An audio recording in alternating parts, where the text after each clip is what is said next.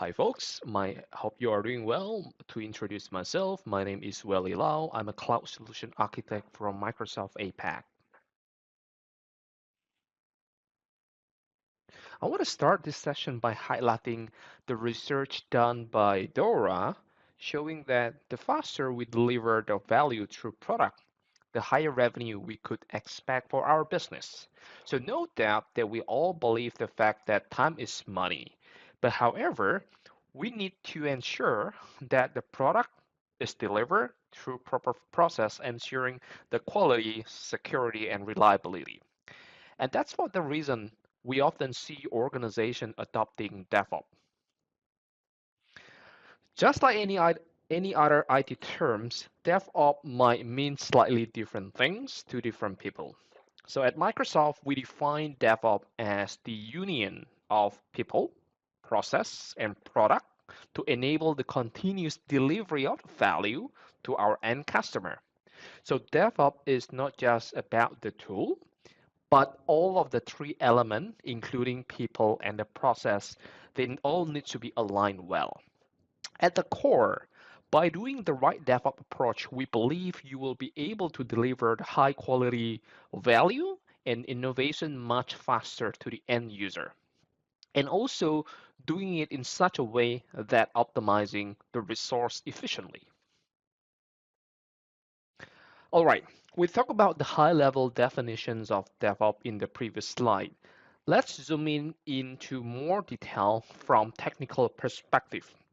Now let me walk you through a typical DevOps process.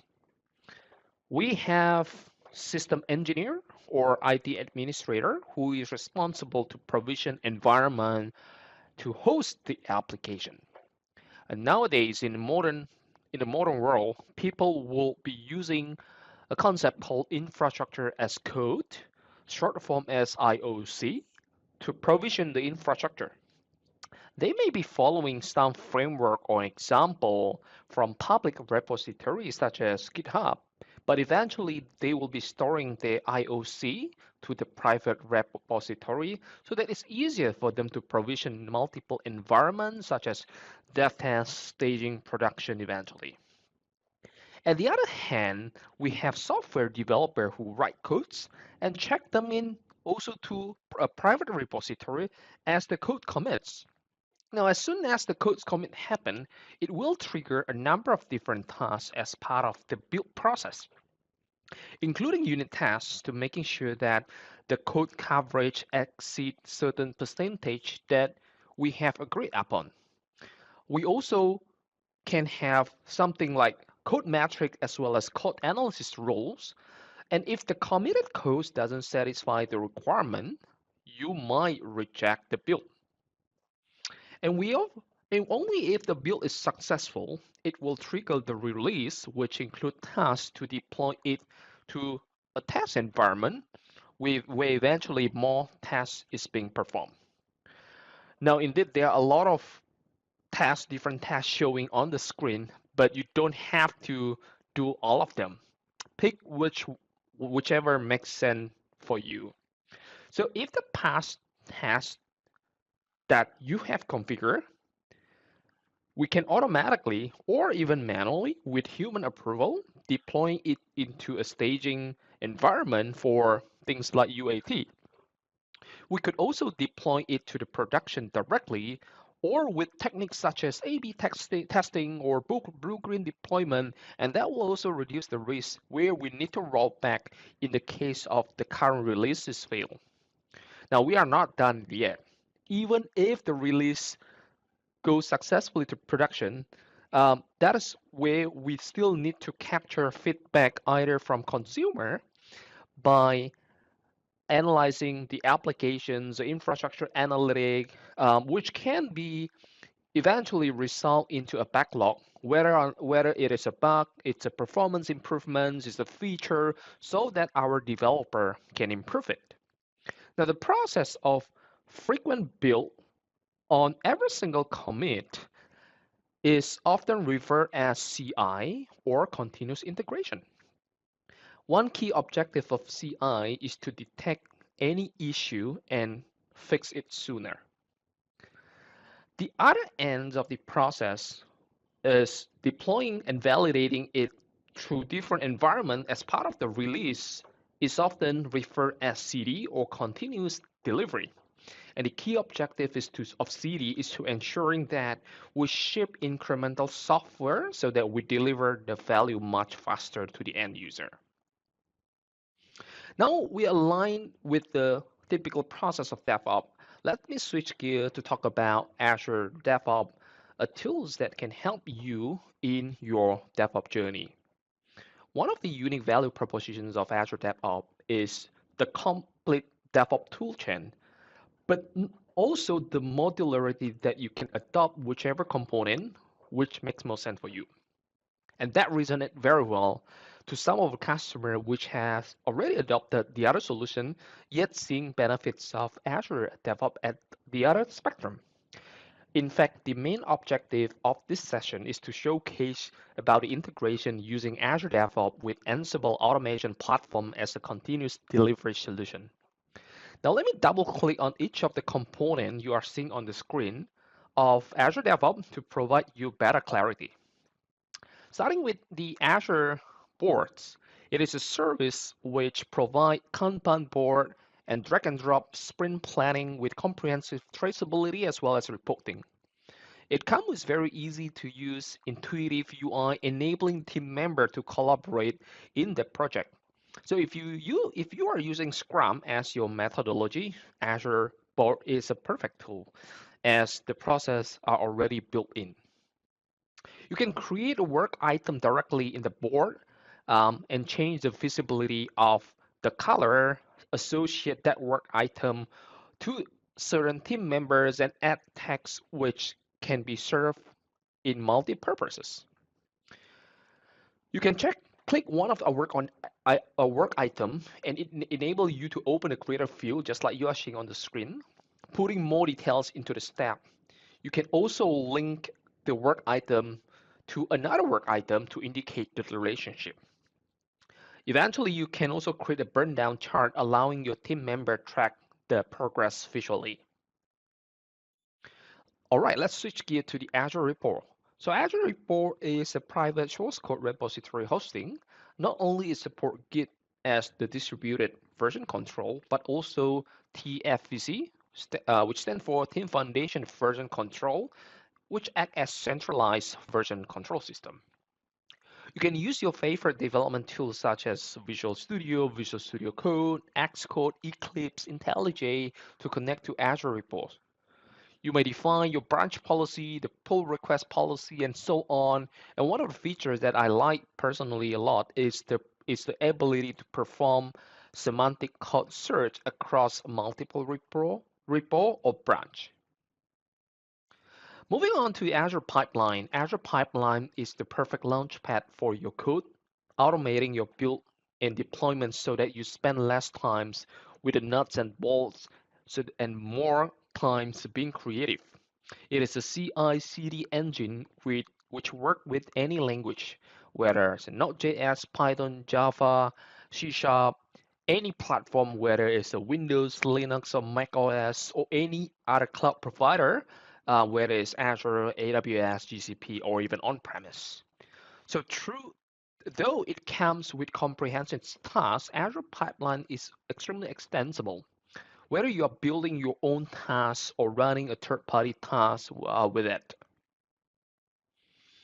One thing that I want to remind you that just like our partner, Red Hat, Microsoft love open source. Microsoft has been putting a lot of effort in open source the last couple of recent years, as can be seen that we are making significant contribution and participations into the open source community. This includes Azure, this includes the VS Code, which completely open source and being one of the most popular developer tool. And with the spirit of open source in mind, did you know that you can use Azure Pipeline to build your solutions to have unlimited build minutes for a public open source project? And in fact, you can not just only run one parallel job or two parallel jobs, you can go up to 10 parallel jobs absolutely for free. And I mentioned earlier about the extensibility of Azure Pipeline. And in fact, you can integrate Azure Pipeline for your source code, which resides in GitHub. GitHub being the world's largest developer ecosystem can take advantage of Azure Pipeline as the CI and CD engine. Moving on to the Azure test plans, we all know that the quality is a vital aspect of software, and testing play an important role in producing good quality of software. An Azure test plan improves your overall code quality by using manual and exploratory testing service for your apps, allowing the end-to-end traceability. One thing that I absolutely like about the test and feedback browser extensions, part of the Azure Test Plan, which is available in Chrome, Firefox, and Edge. So upon installing that extension, you can perform tests by capturing the issue via the photo, via the screen recording. You can annotate it with your audio and text, and eventually associate it to a work item shown in Azure board as an issue or a bug so that your developer can get it fixed.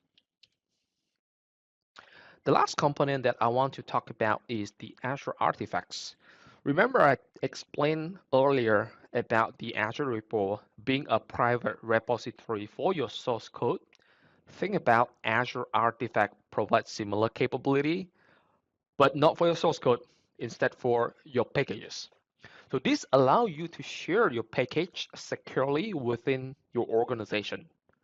So you can leverage Azure Artifact to create and share Maven, NPM, NuGet packages and have it fully integrated with any CI/CD solution. Now remember the diagram that I showed you earlier on. Here's how we can position each of the Azure DevOps solutions within the context. All right. In addition to the Azure DevOps service, you can also leverage other Azure service as part of the solution, such as Visual Studio and Visual Studio Code as your development tools or editor. You can use Azure Kubernetes service should you run your app with container, and you can even monitor your application with Azure Monitor. One of the elements that I would like to highlight here is the fact that Azure DevOps is not just a standalone product, but rather supported by a rich partner ecosystem that enable our customer choose which one that makes most sense for them. We have hundreds of extensions spanning across the tasks for CI/CD, task plan, repository, all available in the marketplace. What if you cannot find one? Well, you can customize it simply with a CLI command, or in fact, you can build your own connector. I want to emphasize again on this point that Azure DevOps is the DevOps platform which target any language, any platform, and any cloud. And in addition, no doubt, there's a great value when you adopt all of these Azure DevOps components together. However, you don't have to do that. You don't have to do so. You can mix and match whichever component which makes most sense for you. We have seen customer which has adopted Jira as their issue tracking, but see the value of using Azure Pipeline as their CI and CD. They still can do that without giving up Jira. We have also seen customer has invested in Jenkins as part of their CI system, continuous integration, but also want to use Azure Pipeline as the CD to deploy the solution on Azure. And yes, they still can use that. They can combine Jenkins to perform CI and Azure Pipeline to perform CD. That's totally possible. And we believe that giving choice to customer to pick what work best for them is the most sensible way. I want to wrap up my session by sharing this. Like any other organization, Microsoft also have our own DevOps story. We have captured our lesson learned and story and make it publicly available through the website as well as video, as can be seen on the link above. Now, if you are keen to learn more details, You can also refer to our 8 pages white paper. And with that, I want to thank you so much for your attention and let me pass it back to Anthony. Anthony, over to you. Thanks, Belly, for going through the key features and functionalities of Azure DevOps, as well as what Microsoft is doing in the DevOps space. Next, we are going to look at why automation is important. We're going to also present a high-level overview of the Red Hat Ansible automation platform, look at a list of common automation use cases, as well as end off with a demo on how Azure DevOps can work with Ansible automation for continuous integration and continuous delivery. I'm going to switch to another deck.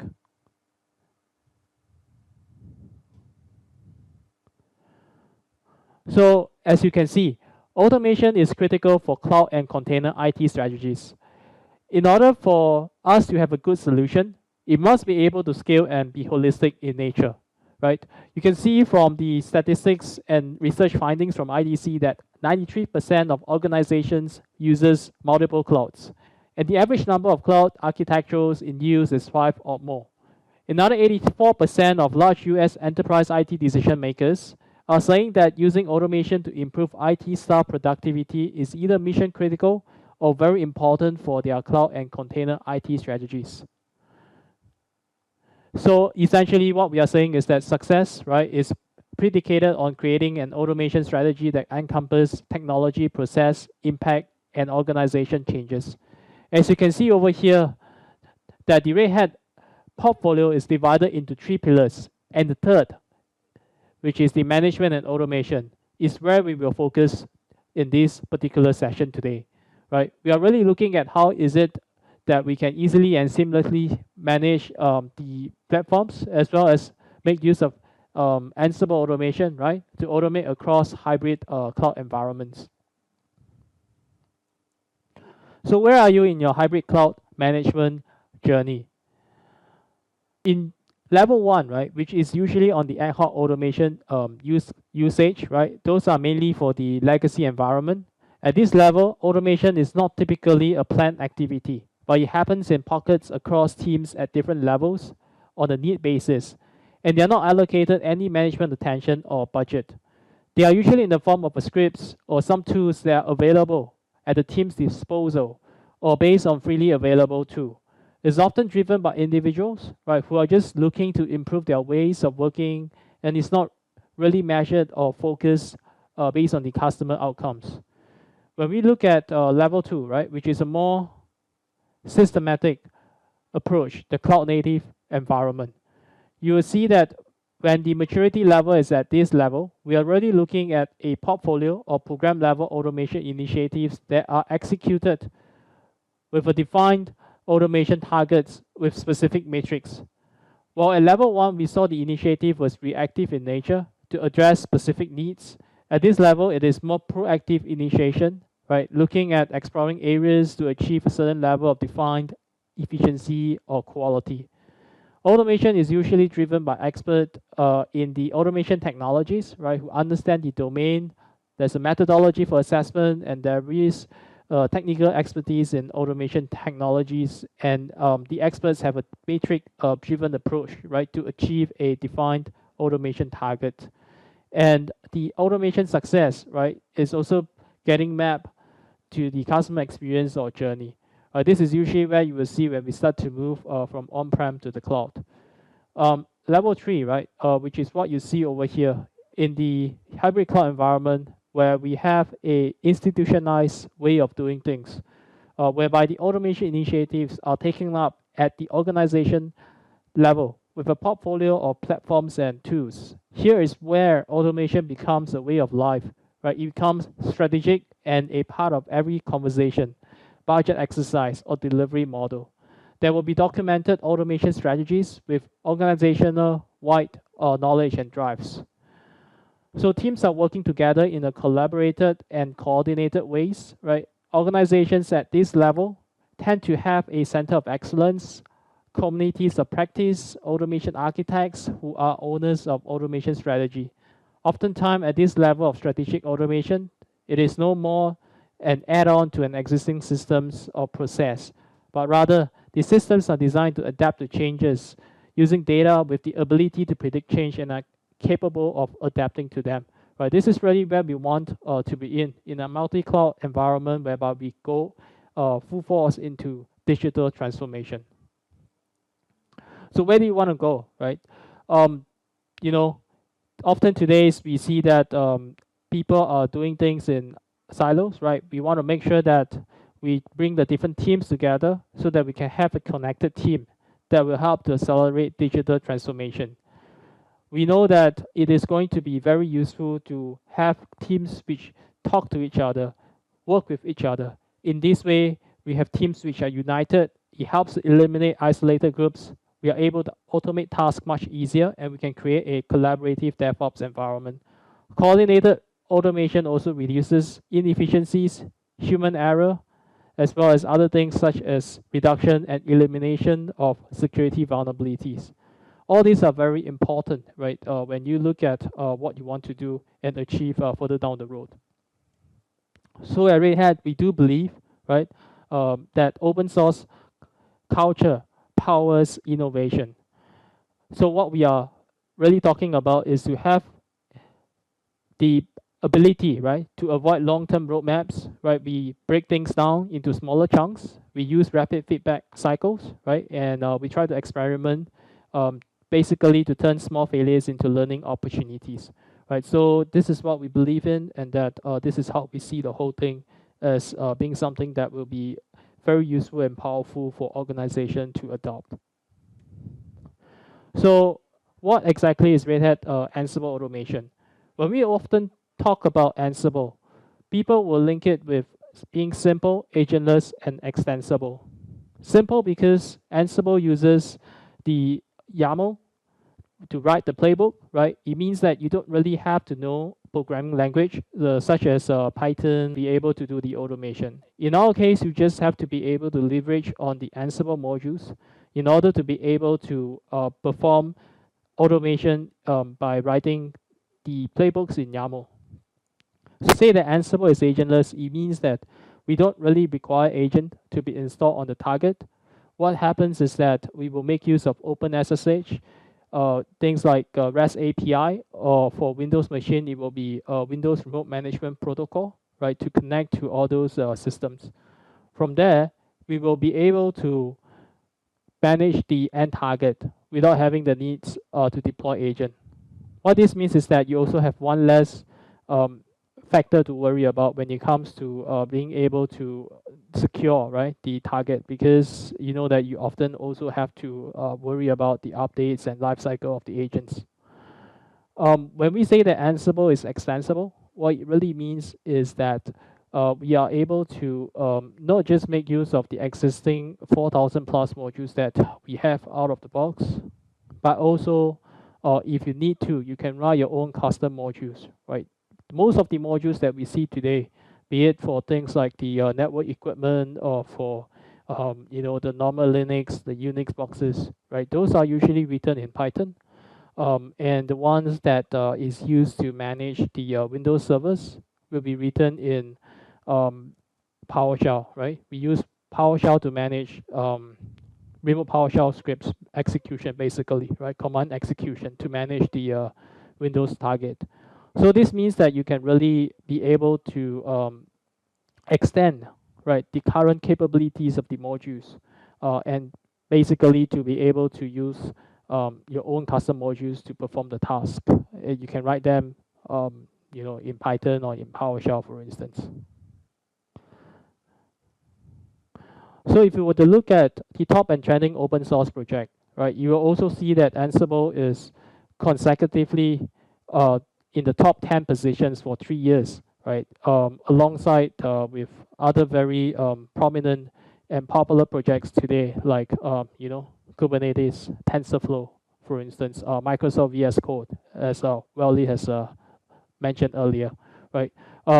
Obviously, there are others on this list, but we are very popular in terms of the number of contributors that we have.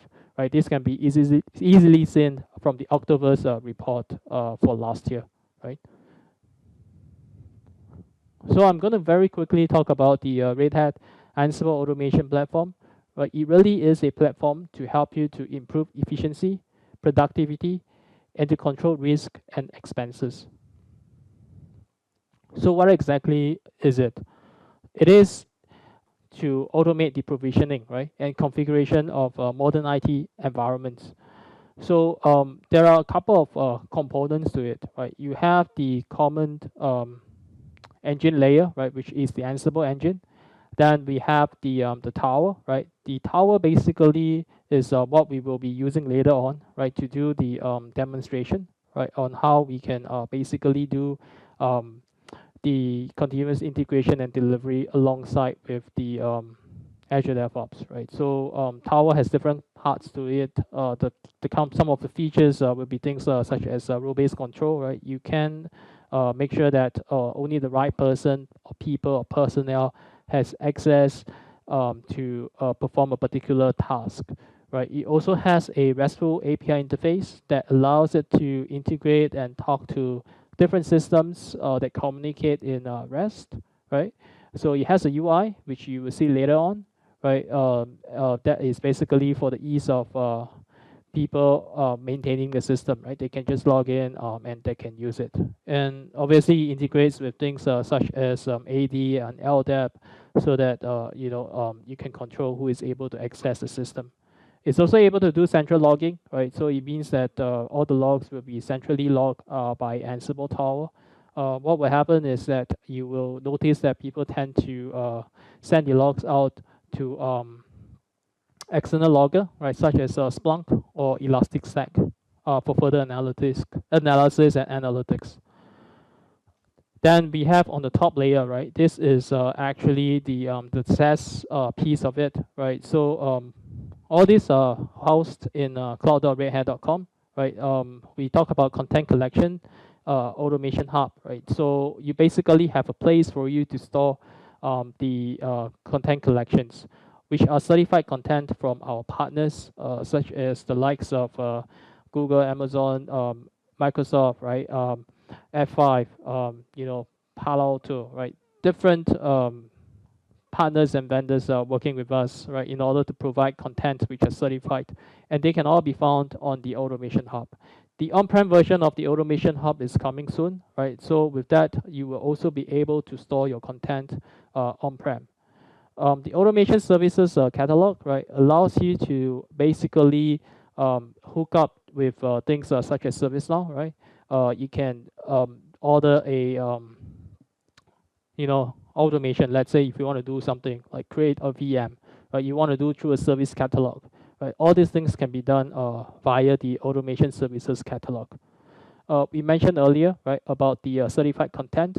So this is something that we hear our customers that they want something that is verified and certified to be working properly. So that's why we work with a lot of different partners, right, and vendors, right, to make sure that the content, the modules that are being created, that we are using in Ansible, is something that can be trusted and relied upon. Yeah, anything at all, right? You can always come back to the Red Hat support team. The automation analytics, right? So this will give you a high-level overview on what are the, let's say, the top playbooks which are being executed and run in your environment.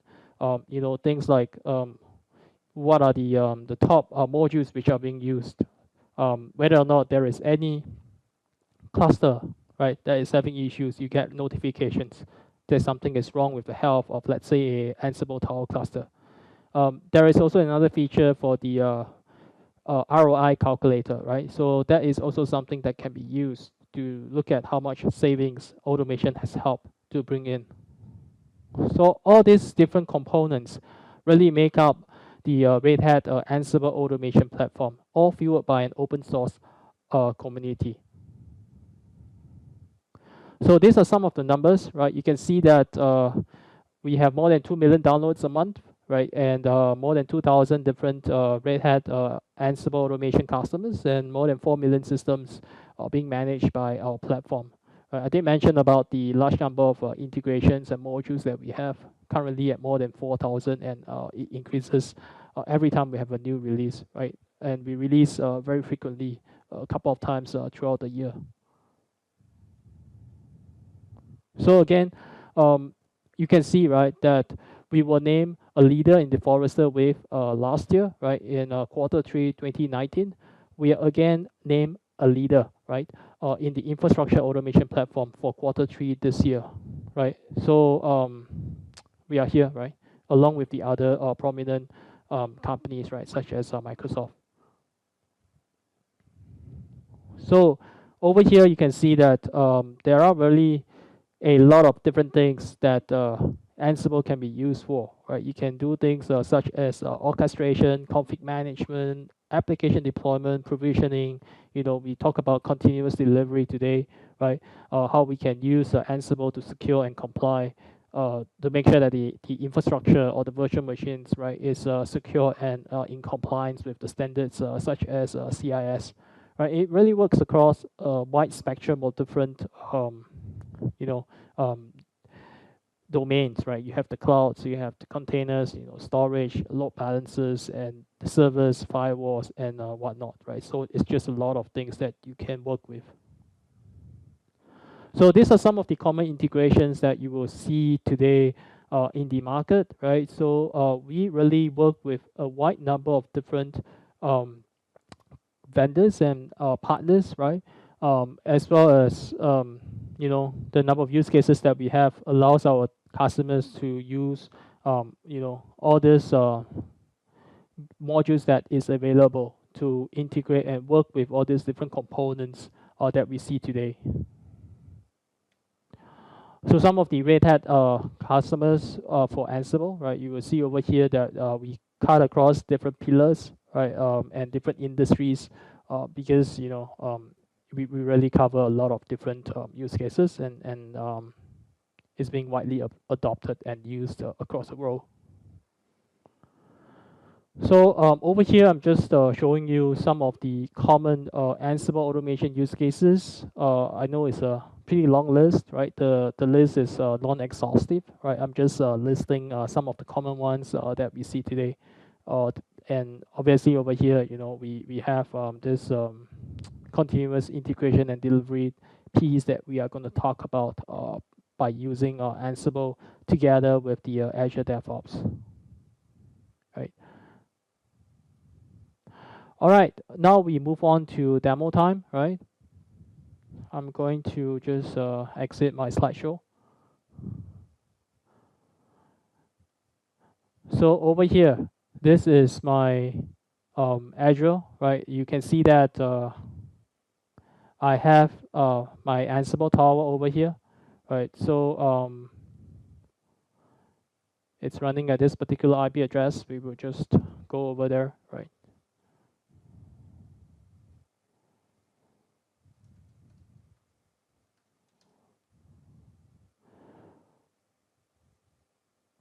So this is the dashboard that we have, right?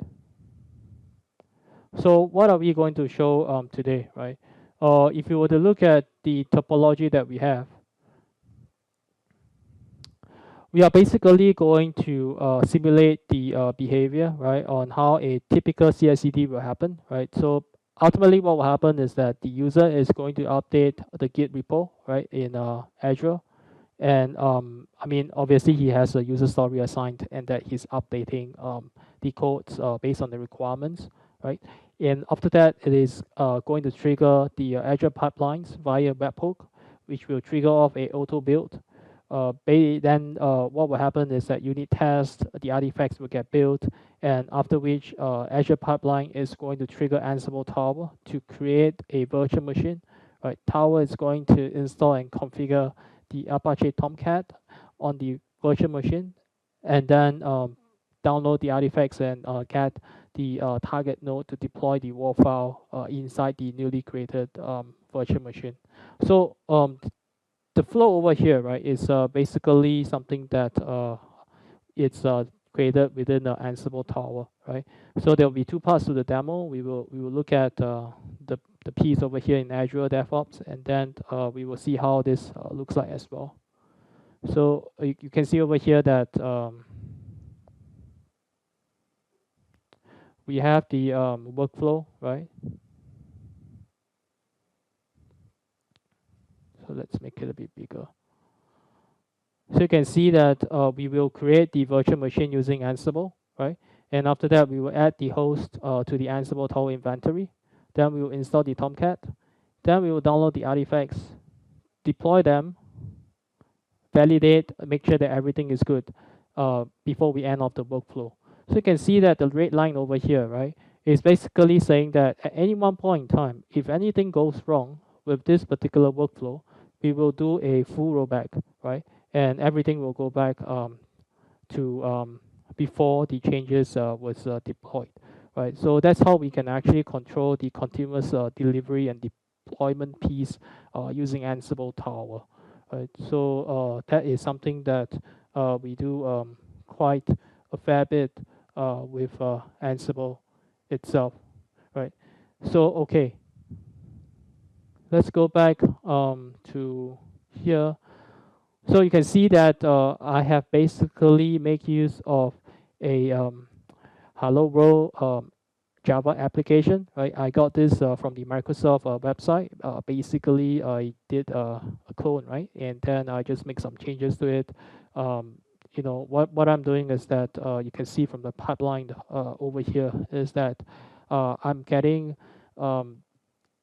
Azure DevOps to do a Maven build, right? It will build the app, perform a unit test, you know, a code coverage, and after that publish the code coverage, the pipeline. After which we are going to trigger the Ansible Tower. The preferred approach is really to use REST API, right, to trigger the Ansible Tower to start the workflow. Over here, I'm just using the AWX CLI, right? It achieves the same kind of stuff as the REST API. It's just that this is a command line based approach, right? So this is what the pipeline is going to do. Then you know, let's just look at the libraries itself, right? So as you can see just now that we are going to trigger off the job in Ansible Tower, right? Then we will need to pass over information relating to this particular job that we are doing, right? What we are passing over will be information such as where is the tower host, you know, the network that we are going to create, the CIDR, you know, what image we are using, the VM size, you know, which location, Southeast Asia in this case, the VM name.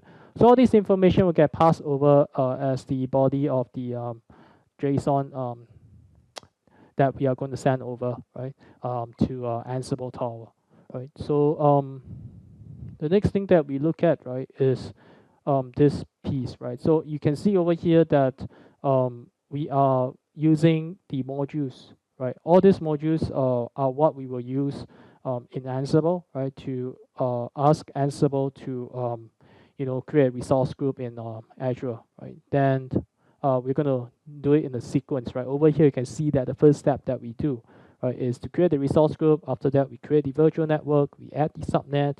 We create a public IP.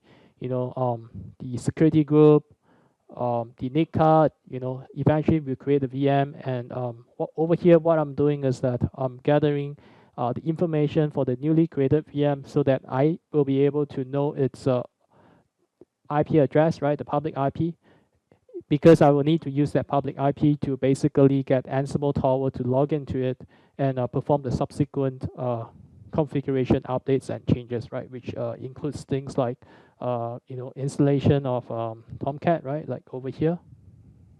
You see over here that these are the steps that we will do, right? We're going to install the OpenJDK package, for instance. You know, we're going to do things like start up the Tomcat service, and over here we are just going to set up the firewall access to Tomcat. Other things that we do, you know, will be things like where we can pull the artifacts, right, that we are going to download and we are going to deploy, right, on the target, right. So these are links that we are using to pull the artifacts. And if anything goes wrong at all, we have this Azure resource group, you know, module that will allow us to destroy the entire resource group. So it will effectively allow us to roll back all the changes, So just to show you, right, that we do not have any other things inside the environment at this point in time. You can see that the only resource group that I have is Ansible demo, right, and the network watcher, right. So we are going to get Ansible to create a new resource group once you know, the workflow starts. So let's just go back over here. Right, so you can see, right, that this is the Azure DevOps itself. Right, you have the dashboard. It shows you the burn down rate, for instance, right? So how things are moving. You know, I am here. What are the work assigned to me? You know, what am I working on at this point in time? The work item, right? So this is the Hello World app, right? You can see that I am supposed to update the index.jsp so that the Hello World app will will displays Hello World 123, right? And then I'm going to use Ansible to build the virtual machine using the Ubuntu base image, right? Then we're going to use the Ansible to do all the configurations and customization, right? So these are just some of the stuff that we are working on, right? Um, Right. So then this is where the repository is, right? So you can see over here that what I am going to do, right, is to just go and update the index.jsp. So you can see over here that I'm just going to follow the requirements, right? I, as a developer, is going to commit this to say that to display hello world 123, right? I'm going to link it to my issue, right? I'm going to commit. So once I hit this and make these changes, the pipeline is going to start. So you can click on here. You will see that the continuous integration piece would have started. Right, this is just going to run through all the pieces, right? The Maven build, the code coverage, the pipeline, etc.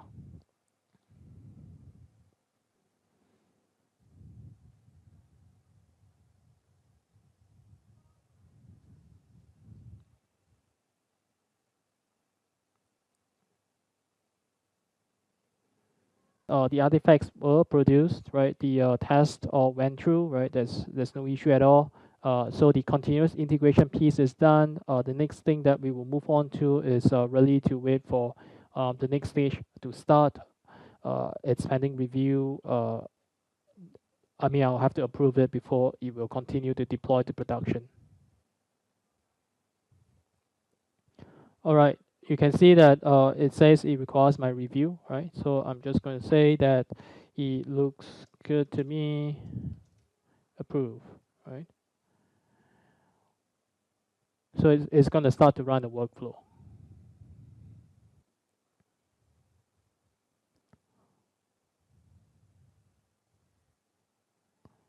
So it downloads the artifact and it does a execution, right? Just to start off the workflow. So you can see over here that it's going to trigger a job in Ansible. If you were to go back over here, jobs, you can see that it starts to do a source code management update, right? To make sure that it gets the proper playbooks before it starts the actual workflow itself. This one, right? So you can see that it started the first flow, right? So as you can see, right, that all the information that we have passed over from Azure DevOps is now in Ansible, right? So you can see over here, right, that it starts to perform the task as what we defined within the playbook, right? So we are creating, you know, the NIC card, the public IP, and eventually we are creating the virtual machine, right? You can see that it starts to create a VM now, right? So if you go back to the resource group, hit the refresh. Now you see that the Azure demo group is here. If you click on it, you start to see the resources that was created by Ansible just a moment ago, right? So it's creating the virtual machine at this point in time. So you take a while.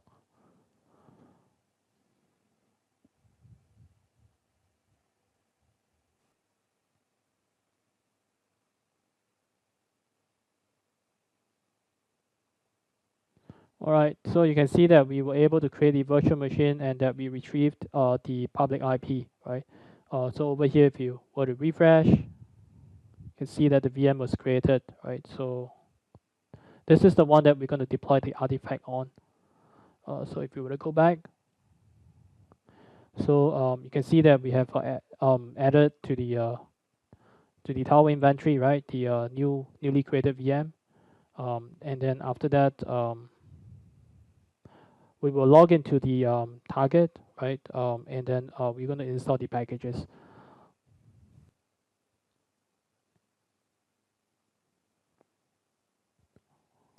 Okay, it got installed, right? It's moving on to the next step. Allowing firewall, right? Allowing access, adding the port 8080 to the Azure DevOps, to the Azure security groups for web access, restarting the services, and it's done. The next thing that we are going to do is that we're going to get the artifacts, right?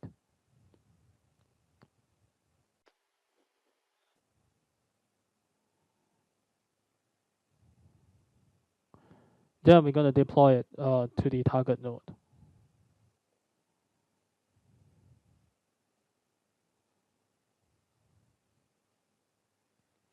So once it's done, we're gonna check whether everything is in place. With a very simple validation test, right? Just to make sure that it is running as expected. I should be seeing the hello world 123 string if everything is going properly. Right, as expected, everything is well and good. Right, so you can see that the path that we are checking basically is this, right? This is the IP of the VM, right? So you can see over here that it's this particular IP, right? Exactly the same. If you were to copy this, and then we just use an incognito, right? Hello world. Right. So you can see that it has been deployed successfully. All right. This is the end of the demo, right? So let's go back to the last slide. So Raleigh and myself, we are open to any questions that you might have. Thanks.